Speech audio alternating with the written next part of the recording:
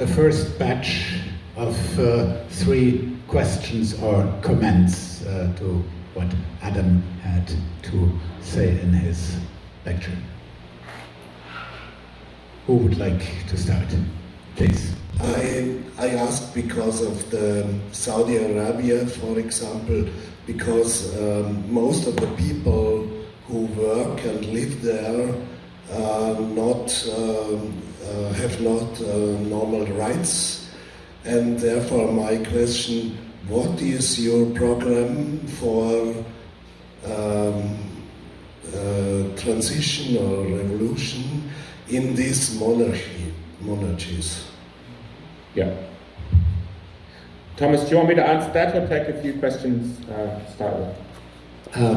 I think because it's a quite big question, I think it would be a good idea that you answer right away. Okay, sure. So that's an excellent question. And again, I think to answer that question, we need to place it in the regional context. The Gulf monarchies historically have really been at the center of reaction, political reaction in the region.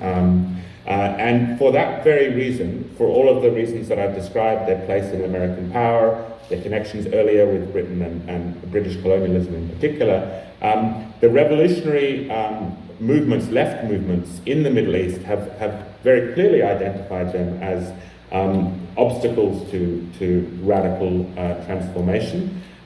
So through the 70s, 60s and 70s, there were strong, in the Arabian Peninsula, strong revolutionary left-wing movements that sought to overthrow these monarchies. This was really important as part of the struggles in Dhofar and also in Yemen. But even in places like Bahrain and Saudi Arabia, you did have communist movements, workers' movements that were militating against the regimes and were part of a broader regional left struggle.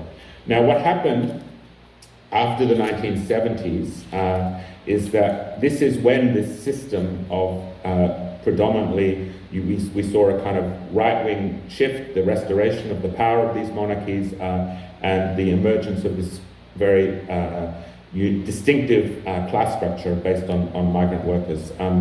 Having said that, it doesn't mean, the migrant workers are the majority of the labor force in all of these 6 Gulf monarchies. However, in some of these countries, like Saudi Arabia, like Bahrain in particular, Bahrain is very important here, and also in Oman, we do see sizable citizen populations who are poor. You know, their positions might be better than the average migrant worker, but they do also suffer from poverty, from exclusion, sharply hierarchical social structures. So that is why in 2011, with the Arab uprisings, we did see echoes of that very clearly in the Gulf, in particular in Bahrain and Oman, where we saw protest movements and struggles against the monarchies. Those were defeated, partly due to Saudi intervention in Bahrain was a big turning point. So I would say, what's the prospect? Partly understanding those things, but I think the real vehicle for change has got to be going back to that moment of the 70s and the 60s, where we saw the prospect of a regional transformation, regional movements that identified the Gulf monarchies as the problem. That is why the United States plays such a key role in this, because they guarantee the survival of these monarchies because of the particular place in American power. So, I really, 2011, the uprisings that happened in 2011 really did, throw into question this kind of regional order, which is why the Gulf has played such a major role in beating back and trying to shift the direction of those struggles. So I don't think there's any hope of fundamental change simply looking internal to those states. We need to think about that bigger regional transformation. Angela. Ich würde gerne noch anschließen, was er meint, welche Auswirkungen der arabische Frühling gehabt hat und ob davon auch etwas übrig geblieben ist. Adam, Angela's question is, do you think that there is anything left from the Arab Spring? Sorry, Thomas, I can't make that. Can you repeat the question? Okay. Is there anything left of the Arab Spring movement? Is there any discernible residues of it? Yes, excellent question. So, you know, I think it's important to understand the trajectory of those uprisings. They were a critical, real turning point, 2010, 2011, and the years that followed. They resonated across the entire region, and that fact, the fact that, you know, it wasn't just confined to Tunisia or Egypt, but, you know, resonated from Morocco all the way through to Bahrain, really shows the commonalities that were faced by the people in the region. Now, what happened, as I mentioned just previously, is that there was a variety of different attempts, both by Western states, but also very prominently by the Gulf monarchies, to kind of restore the old regional order. So in Egypt, the Gulf, first Qatar and then Saudi Arabia and the UAE, and Kuwait backed the restoration of authoritarianism under Sisi in Egypt. Similar processes in Tunisia. They've intervened very directly in Libya, in Syria, of course, backing various forces, and now working closely with the new government in Syria. So, you know, that program, and Sudan is obviously a very clear part of this. Yemen is another clear example where the Saudi and UAE intervention is very direct. So that was one strand, if you like, of counter-revolution. Then, of course, it is important to note that we saw a second wave of uprisings unfold in the region in 2018, 2019. And this was centered upon Lebanon, Iraq, Algeria, Sudan, this kind of like second Arab uprisings, if you like, in states that were somewhat insulated from what had happened in 2011, those countries. So, you know, resurgence of popular mobilizations, protest movements, etc. Now, that was cut short because of the COVID pandemic. COVID really did hit the region quite severely, and in those uprisings were basically cut short through the pandemic. And then after that, we've had now, of course, the war in Palestine, and now in Iran, in Lebanon, and so forth. So I would say, in terms of the space for popular mobilization, it's not evident for reasons that are clear today because of this kind of militarized conflicts that we see. However, I do think it's important to acknowledge the kind of political and psychological, if you like, impacts of this kind of cycles of uprisings over the last since 2011. There is a lot of kind of, I think, a deeper understanding of the problems with capitalism in the Middle East, the understanding that this is not just a question of dictators or authoritarian rulers, but is embedded with the kind of economic programs that have been pushed in the region by the World Bank and others since the 1980s. So there's an understanding of the political and the economic as being quite fused. There's a deeper understanding, I think, of the reactionary role of the Gulf states within all of this, in particular Saudi Arabia. So, you know, I'm not, in that sense, and also, of course, the centrality of Palestine to all of these questions. So I'm not pessimistic in that sense. I do think that those kinds of changes to political consciousness are longer lasting and quite deep. A lot of people millions of people were drawn into political action for the first time over the last decade. Millions of young people mobilized and involved in political debate and discussion in ways that the region hasn't seen since the anti-colonial struggles of the 60s and 70s. So the aftermath of those movements, I think, are real, and they will reappear because none of the fundamental problems with capitalism in the region have been addressed at all. My question is, what's the actual situation of the left parties, organizations, for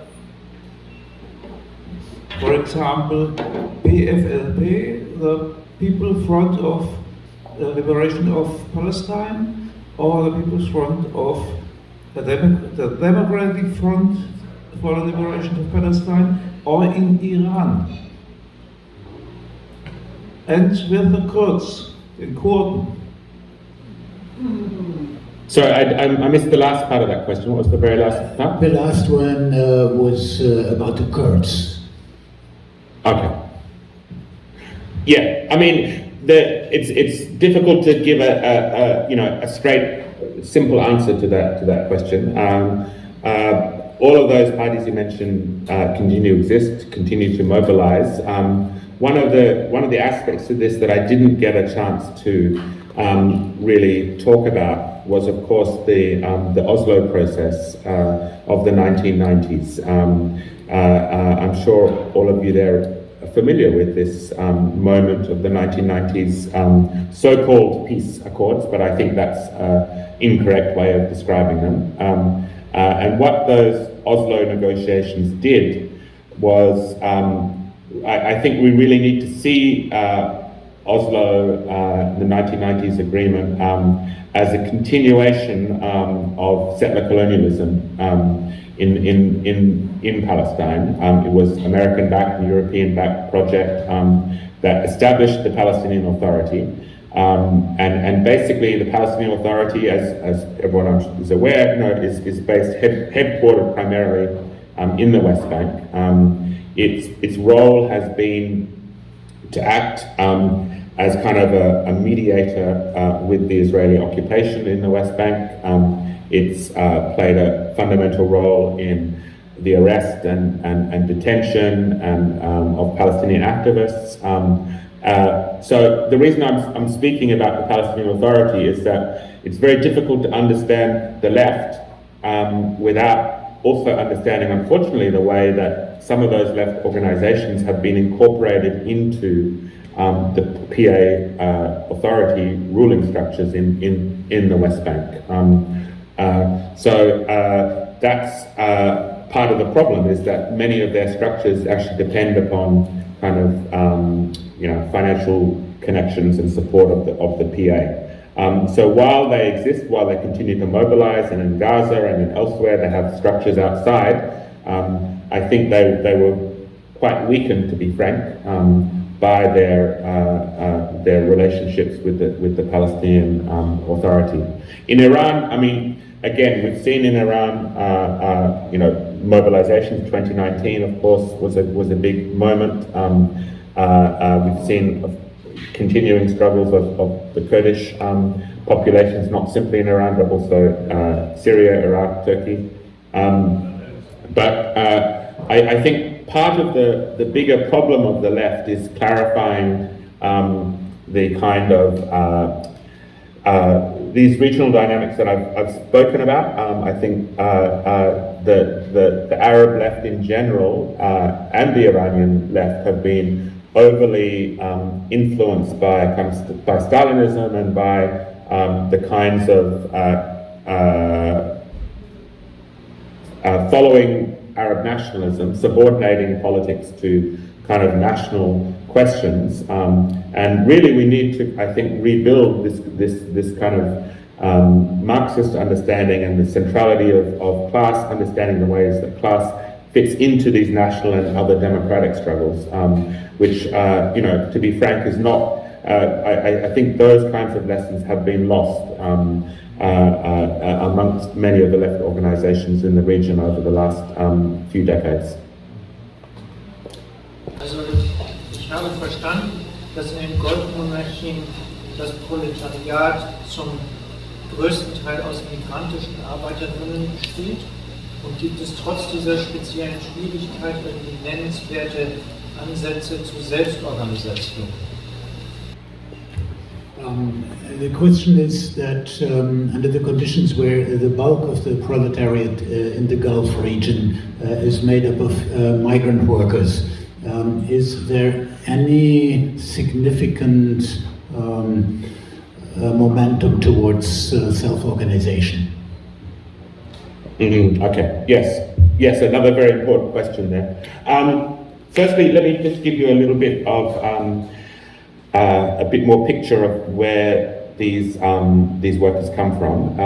So originally, through the 1970s and 1980s, the majority of migrant workers in the Gulf came from the wider Arab region. So we're talking here about Palestinians, Yemeni, Lebanese, Jordanian, Egyptian workers who came and worked in the Gulf.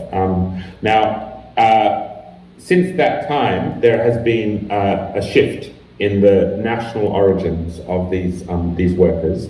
They don't now primarily come from the Arab region. The majority are from South Asia, from India, Bangladesh, Pakistan, Nepal, some significant Filipino population, Chinese workers as well now, as well as some East African and parts of Kenya and elsewhere. So it's about, the Arab population used to be about 70%, now it's about 30%. There's been a kind of shift in the national origins of these migrant workers. Now, the reason for that shift was partly to do with what I was describing earlier, in that the Gulf rulers were very wary of kind of the potential for Arab solidarity, if you like, in the Gulf. They saw the problems of having a large, dispossessed, non-citizen Arab workforce alongside a citizen Arab workforce, and the potential for that to disrupt politics in the region. So this shift to South Asian workers kind of more segmented and divided class structures in the Gulf. And what this meant, we need to put alongside of this the fact that the Gulf laws in the Gulf ban any kind of trade union mobilization, any kind of political actions, any kind of strikes are banned. So, of course, these things do happen. People, because of their conditions of work, low wages, precarious situation, they do protest, they do go out on strike. Construction workers in the UAE are regularly protesting and striking. But what happens in these circumstances is that the leaders of these actions, or the workforces in general, simply get deported legally. This is legal because of the legal structure of governing labour in the region. So they're sent home. They're sent back to India, Pakistan, and so forth. And that's kind of typically been the ways in which labour protest movements have been responded to. Now, so it's difficult for there to be space in the Gulf for kind of organisation. However, what we do see is in the sending countries, in the Philippines, in India in particular, attempts by workers and trade unions to some degree, and left organisations, to organise more directly around work conditions in the Gulf. And I think that's an important aspect to thinking about the rebuilding of a left politics, is to really centre the question of migrant workers, non-citizen populations, as part of the region's working classes. That if we look, for example, and here I'm going beyond the Gulf, if we look because there's been such massive, experiences of war and conflict in the Middle East over the last 2 decades. There's huge populations of dispossessed refugees, people have been pushed across borders into Lebanon, into Jordan from Syria, for example. And these refugees and displaced peoples, they're not simply refugees, they are also workers. They are integrated into the region's working classes in Lebanon and Jordan. In Lebanon, about a quarter of the workforce is made up of Syrian refugees today. So again, we need to, I think this is a challenge facing the left, is to think about how these non-citizen workers are actually part of the region's working classes and need to be thought of in terms of solidarity, and part of that is building these cross-border connections with movements, with unions and other left forces in India and elsewhere. Ja, Frage nochmal, was die Rolle des Irans in diesem großen Bild, das er am Anfang gezeichnet hat, wie er die Rolle Irans darin beschreiben soll, wie man das so besser verstehen kann, was da jetzt passiert. Bitte. You were mentioning at the beginning and in your lecture a couple of times the necessity to see the big picture, the whole region and the capitalist system as a whole.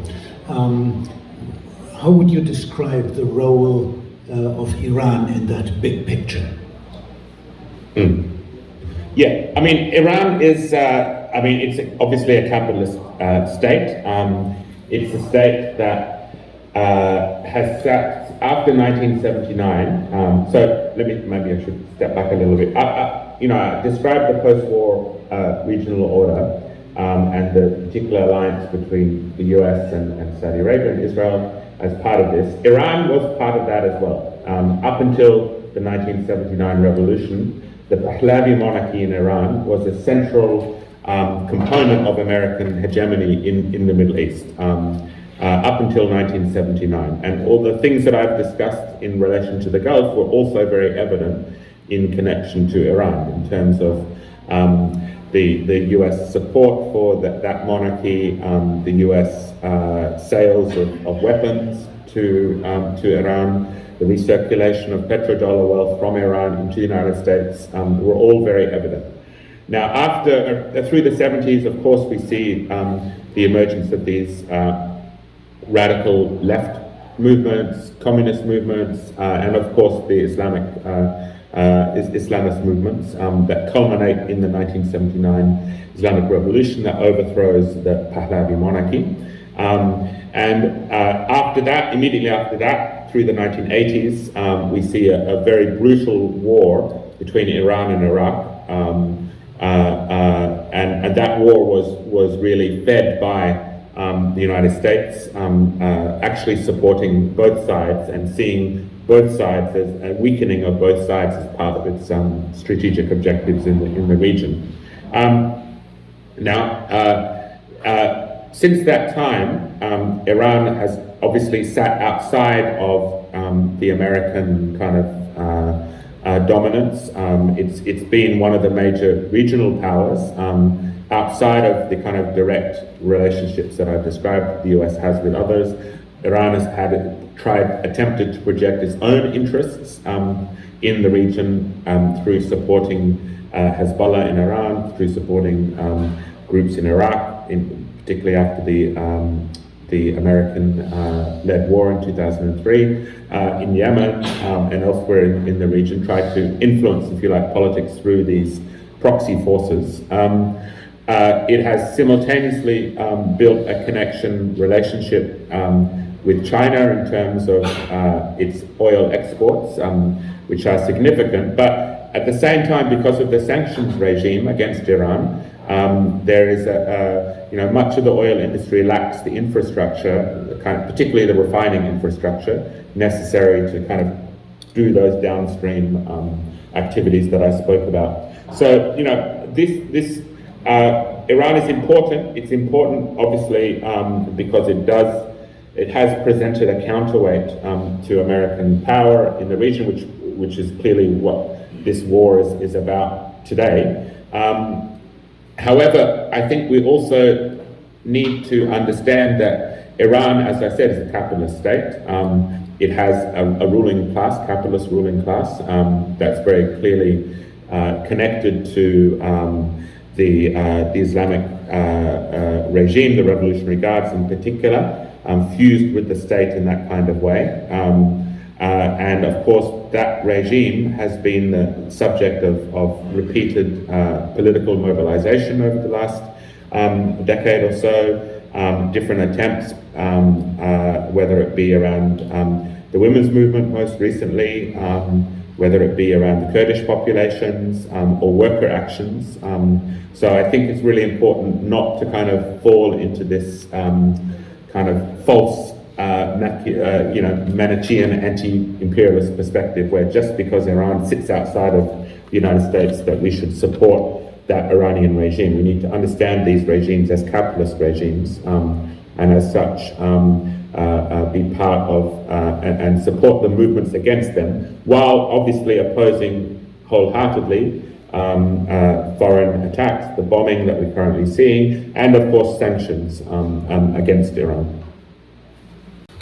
Kannst du ihn fragen, bitte, ob das Thema Klima und Umwelt überhaupt ein Thema ist in der Gesellschaft und bei der Politik, bei den Erdöl produzierenden Ländern und ein anderes Thema, ob er direkten Kontakt nach Gaza hat, ob er da, ja, was erfährt überhaupt noch. There are two questions actually.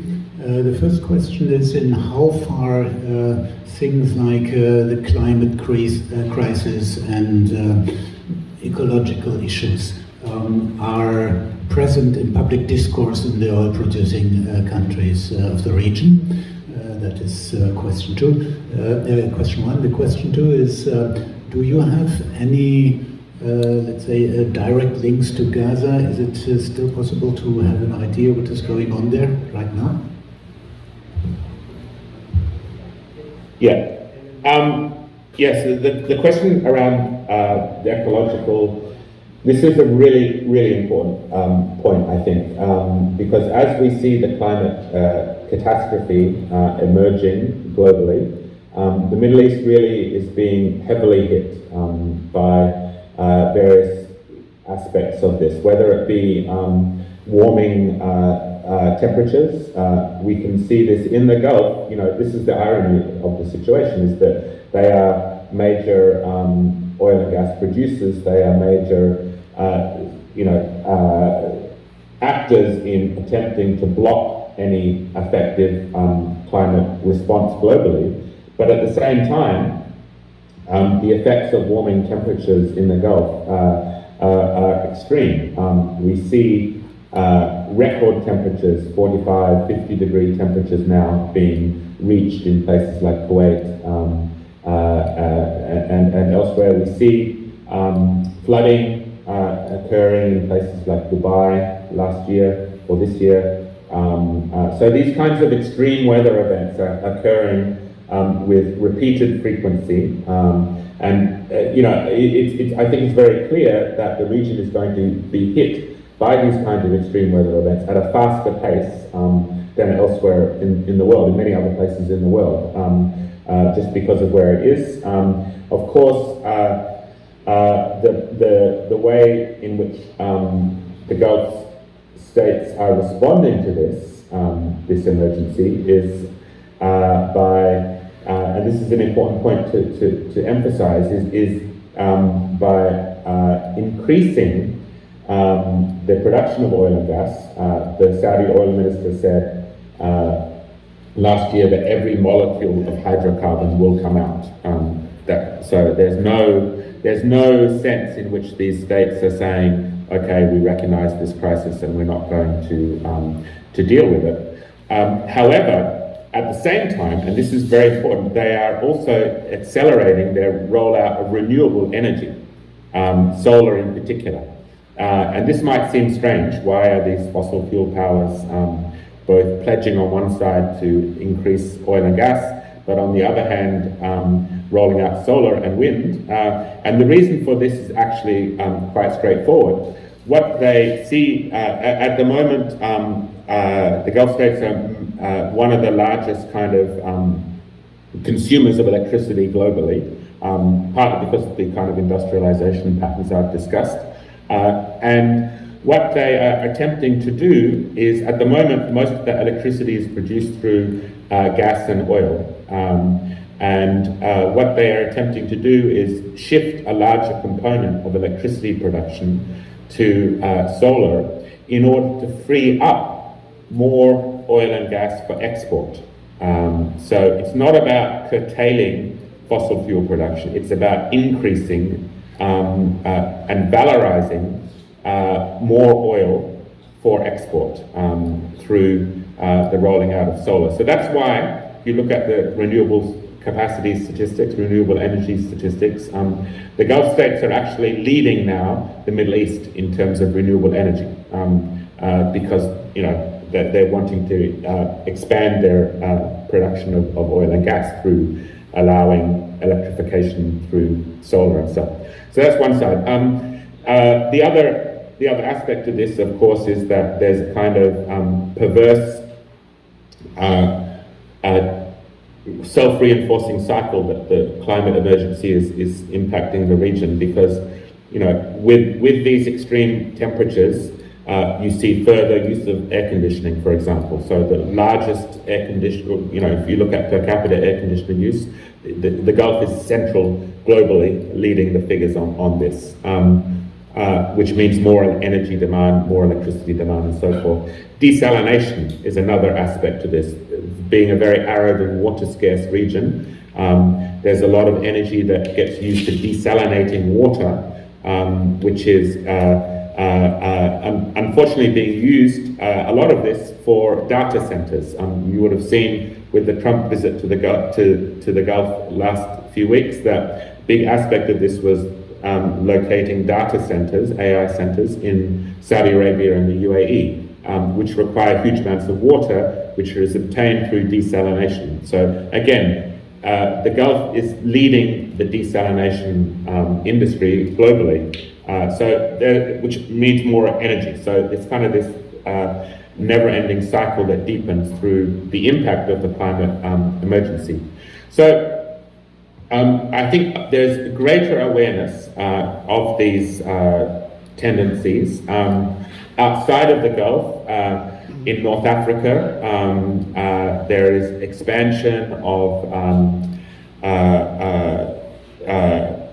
energy infrastructure, solar, green hydrogen, and wind.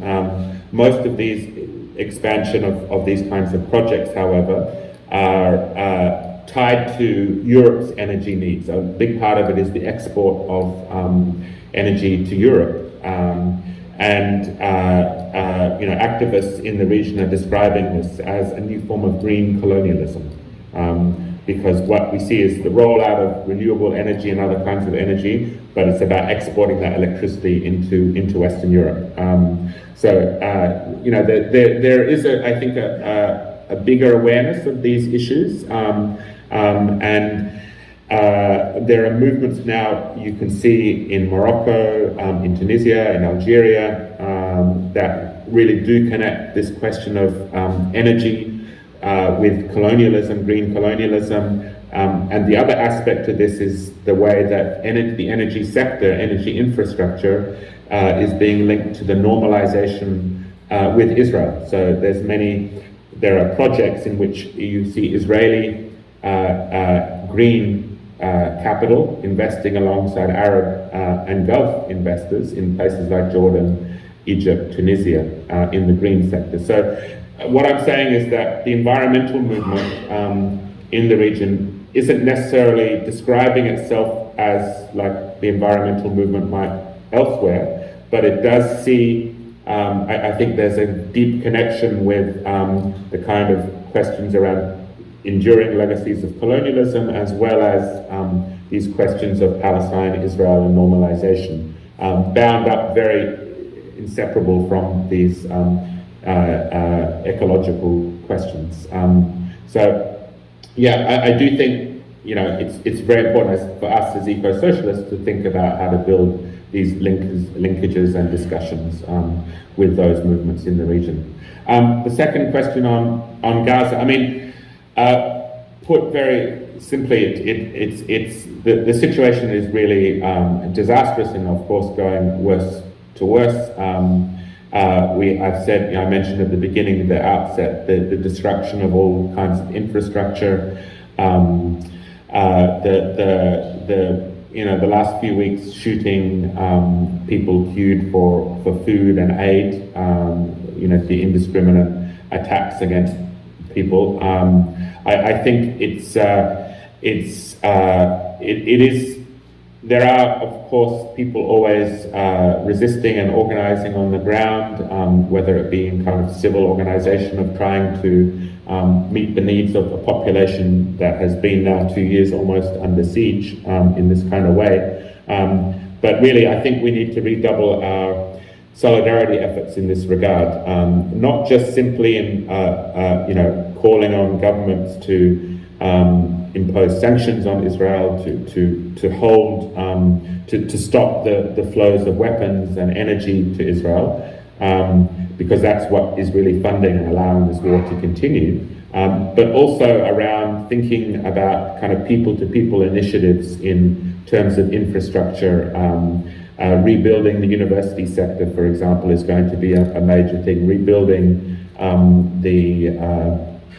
the sanitation and electricity infrastructure, all of these things that are going to require enormous resources in whatever comes next. And I think that there's going to be a struggle around making sure this kind of reconstruction is something that really meets the needs of the population in Gaza and isn't just a way of large businesses, large conglomerates, in whether it be Israeli or Gulf-based or American-based, to make a lot of money from reconstruction, which is clearly the discussions that are happening now in the American, Israeli and Gulf post-war negotiations.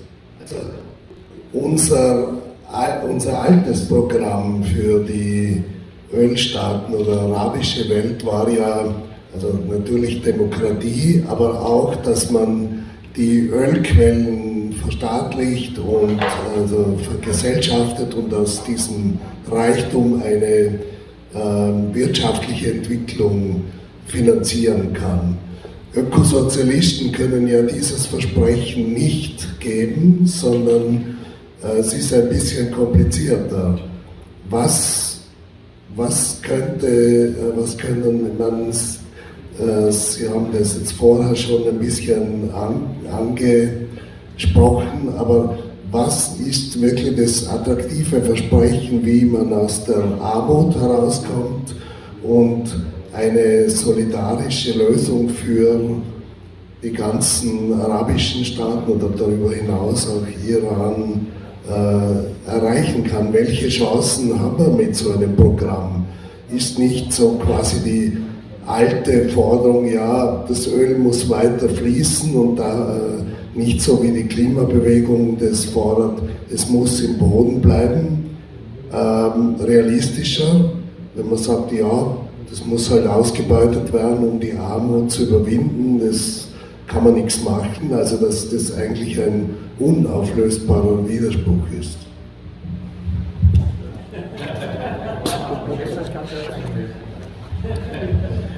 This comrade is really enjoying torturing me as a translator.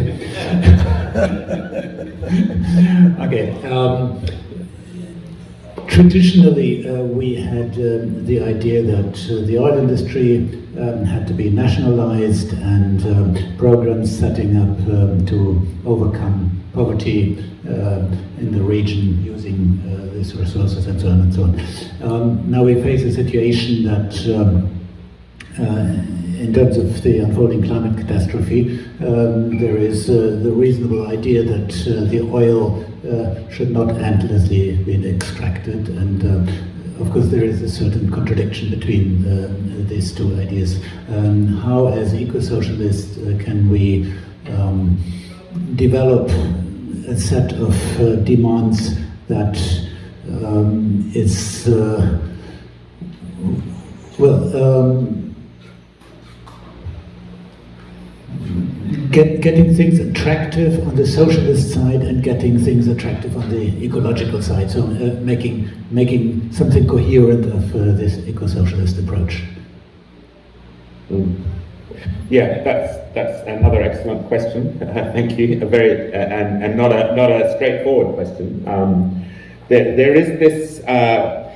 If we look again back in the anti-colonial ferment of the 1960s and 1970s, one of the main demands that was on the Arab street by the nationalist movements, by the left movements, in places like Iran as well, obviously in the revolutionary movements there, was the idea of Arab oil for the Arabs.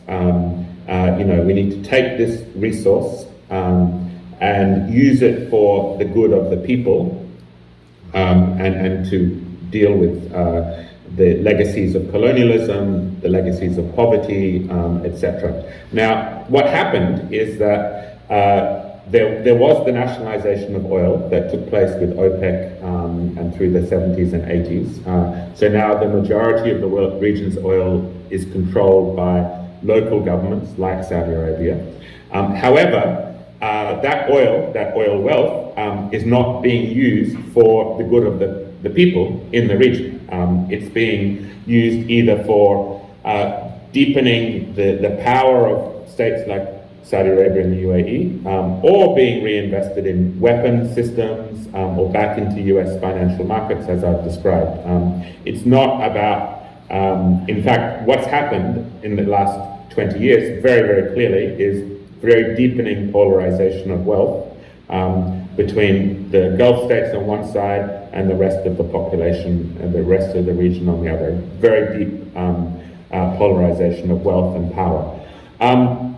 So, as I've said, I think as eco-socialists we need to really foreground the role played by states like Saudi Arabia in the global oil economy today. Of course, I'm not saying that we don't need to deal with, ExxonMobil and Chevron and BP and so forth. They remain major actors and problems. But in the role that these national oil companies are playing, both as producers of oil and downstream products like plastics, is very important to understand today. In fact, the second biggest or third biggest petrochemical producer today is Saudi owned.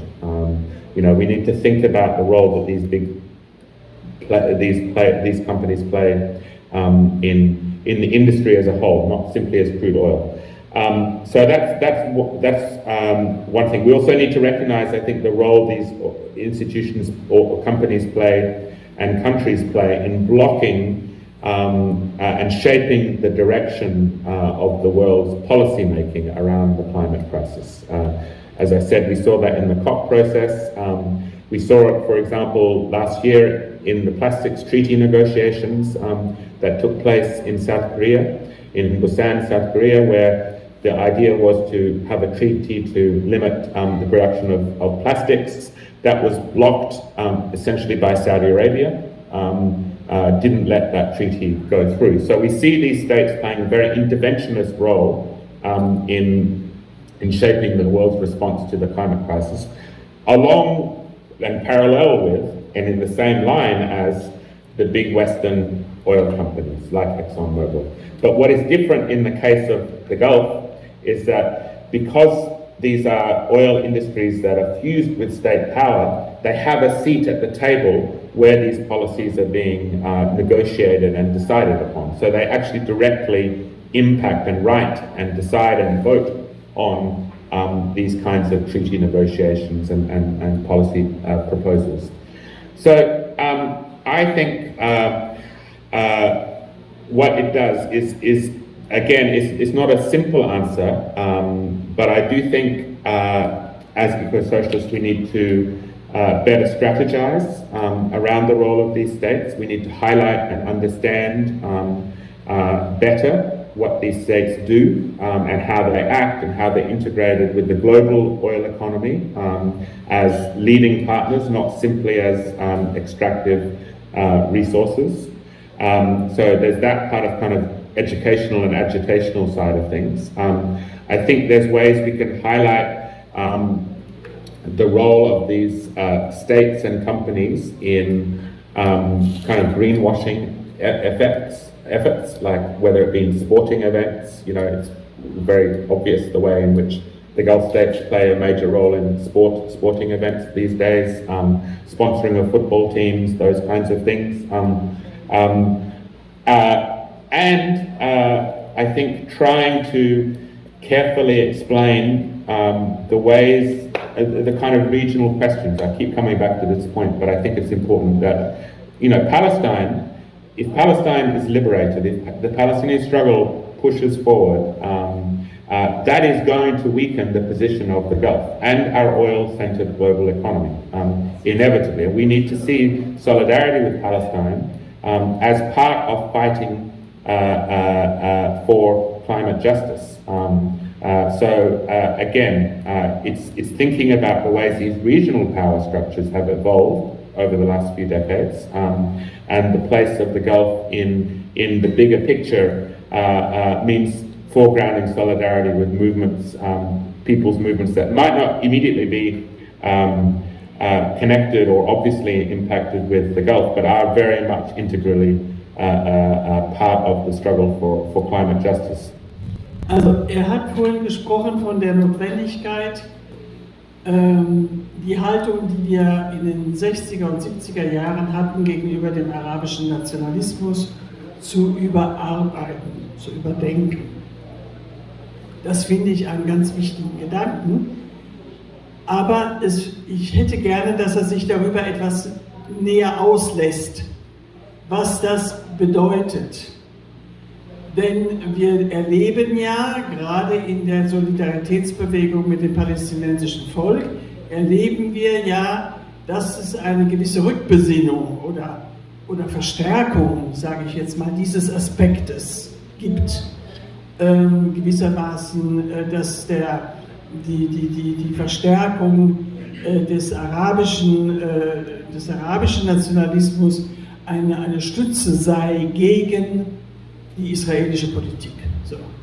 Und genau, das würde mich sehr interessieren, wenn er das ein bisschen ausführen würde. Early on in your presentation, you talked about the need to rethink the way that we perceived Arab nationalism in the 1960s and 1970s as socialists. We face a situation right now where, in the context of solidarity with the struggle of the Palestinian people, this very idea of shoring up Arab solidarity against the Zionist aggressor again takes on some relevance. So could you elaborate a bit on your idea? What does it mean to rethink this attitude of the 1960s, 1970s? What are, on what line do we need to develop? Yes. Yeah, that's it's a very long and complicated question, and again, a very good one. I think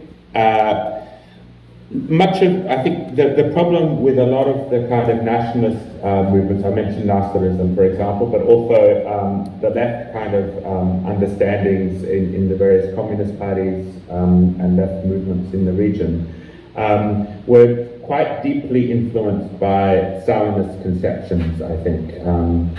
In particular, and what I mean by this is kind of this stagist view, where the idea of national liberation led by the national bourgeoisie needed to come first, and after that then we can talk about socialism. So it was in many ways tail-ending the bourgeoisie, the national bourgeoisie, in the region. Obviously this is not simply a phenomenon that's evident in the Arab world or the Middle East as a whole, but it was part of a broader picture. So what I think the problem with this perspective is that Arab nationalism, even though it did have an anti-colonial dynamic that I've spoken about, even though it was critical to breaking with British and French colonialism, and also challenging in many ways American power. It was an important part of the movements that I discussed in the Arabian Peninsula and Yemen and elsewhere. It did tend to prioritize capitalist development and the national bourgeoisie, tail-ended the national bourgeoisie. And the questions of socialism and communism were kind of left to the side. And so it became, in the case of Egypt, for example, Arab nationalism became a vehicle for the development of an Egyptian bourgeoisie, Egyptian capitalism. And I think this is directly connected to kind of Stalinist conceptions of the national struggle and kind of subordinating these struggles to the interests of the Soviet Union at the time. So that legacy, I don't think, has been really reconciled well in the region. I think if you look at 2011, some of these debates resurfaced, and there was a tendency of people on the left and also movements in the region to kind of come back and take the Egyptian case, come back and say, well, our task now is to build our Egyptian capitalism, to strengthen our national economies, etc. And what does that mean? It means essentially it led directly to the reconstitution of authoritarian capitalism under the military in Egypt. The same thing happening in Tunisia. So I think that's one of the things. I think part of this is to understand the political and the economic are not separate spheres, that actually the forms of political rule in the region, these kinds of authoritarian dictatorial states, are very much part of how capitalism operates. And if we're going to deal with authoritarianism and make more democracy, we have to deal fundamentally with capitalism as a social system, the polarization of wealth, all of the economic policies we've seen through the neoliberal era. So that is what I mean by reckoning with Arab nationalism. I think the other part of this is also thinking about it at the question of the regional scale and the place of the Gulf, the place of Israel in the broader regional dynamics. That these problems and questions can't be solved inside Egypt or inside Gaza or inside Lebanon. They have to have a regional dimension and challenge those key pillars of imperialism in the region as well. So that would be my maybe not so short answer, is to thinking about it that way. And obviously that doesn't mean that we can't, that we shouldn't understand national liberation as part of the anti-capitalist struggles. That is absolutely not what I'm saying, but seeing them as very much linked and not separate stages. Ich kann es dir versuchen, kurz zu sagen. Also, mich interessiert, aus der ökosozialistischen Perspektive interessiert mich die Frage, ob du, Adam, Akteure in der Region siehst, die in der Entwicklung sind, den Herausforderungen gerecht zu werden. Also ich sehe, weiß der Teufel, die Gewerkschaften im Iran sehe ich. Ja, die, glaube ich, sind ein Teil des Akteurs. Aber in Israel siegt sich zu Tode. Die palästinensische Linke sehe ich nicht. In Sudan wird diese große Gewerkschaft von zwei militärischen Fraktionen totgeschlagen. Mich interessiert, gibt es in der Region Akteure, die diesem regionalen Anspruch in irgendeiner Weise in der Entwicklung nahe kommen können? Habe ich Verständnis? Are there any actors who are capable of taking up the challenge of becoming a significant force on a regional scale, to take up all these challenges of social struggle, of national liberation, of ecological challenges, and so on. The Konferenz says he knows of some trade unions in Iran who are somehow actors of some significance, but for the rest of the regions, he would not be able to cite any such examples.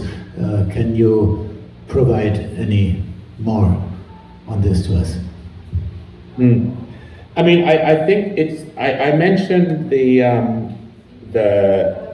second wave of the Arab uprisings, 2017 to 2019. That was cut short by the pandemic.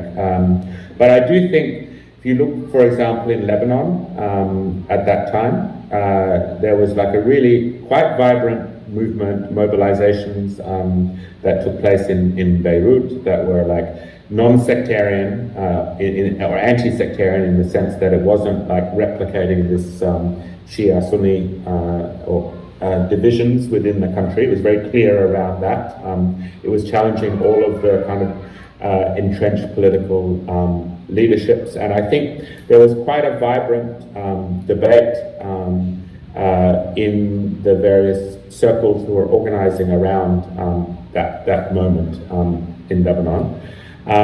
So, you know, I do think there are these repeated mobilizations that are occurring. I think in the case of in North Africa, I'd mentioned.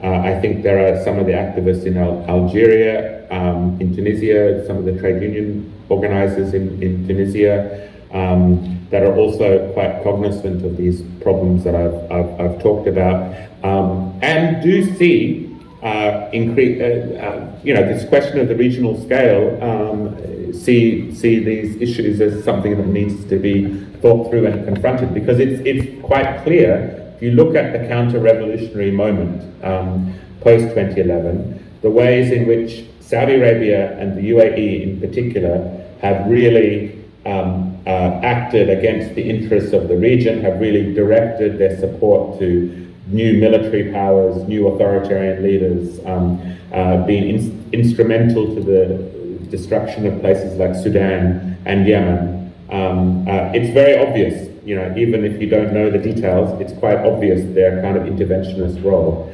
So it's not something that's kind of like hidden behind the eyes of activists. And I think those kinds of discussions are evident amongst people who are, you know, still active on the ground post 2011, also post the second wave of uprisings. So you know, I don't want to highlight particular people or individuals, but like I do think those debates are present.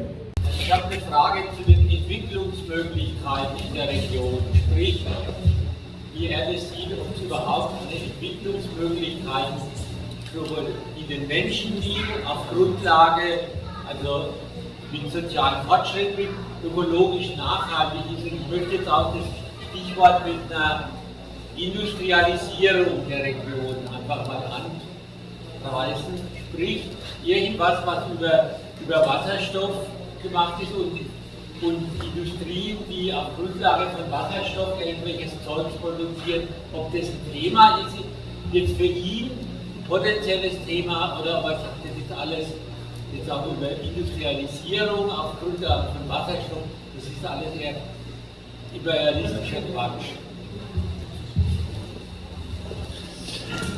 The question is, do you see any imminent perspectives for substantial economic and social development, industrialization, but not a destructive one, but rather an ecologically sound one, for example, based on hydrogen use and the like, or is it just imperialist fantasies? Yeah. I you know, to address directly this question of hydrogen, I firmly believe hydrogen is basically a Trojan horse for the fossil fuel industry. It's not a solution to the energy questions of energy or the climate emergency.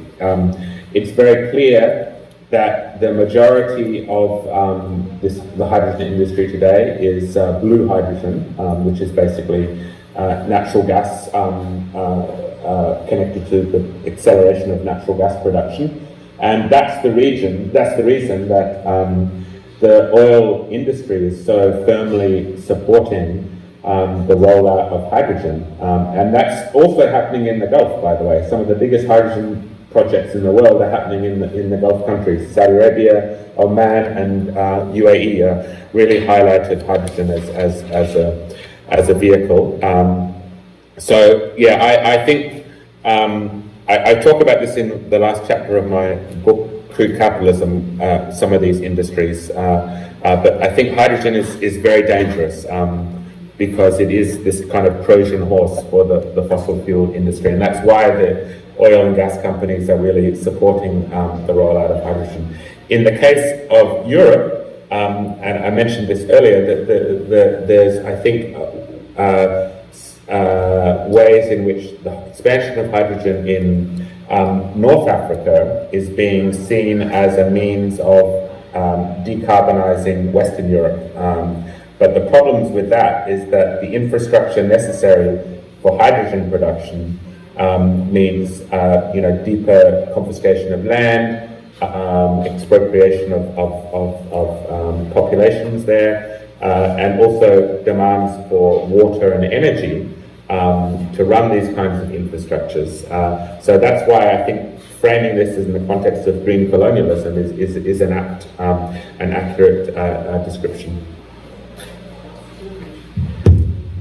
Thank you, Adam. And, ja, wir sind am Ende unserer Veranstaltung angelangt. Ich würde jetzt sagen, dass wir nicht allzu lange überziehen.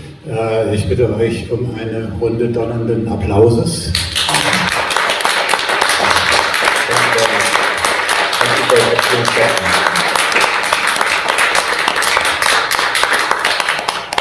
Adam, a heartfelt shukran from your impressed audience in Cologne, and hope to see you again maybe next year. So that is really an inspiration for Ökosocialism. Thank you. Thank you for coming.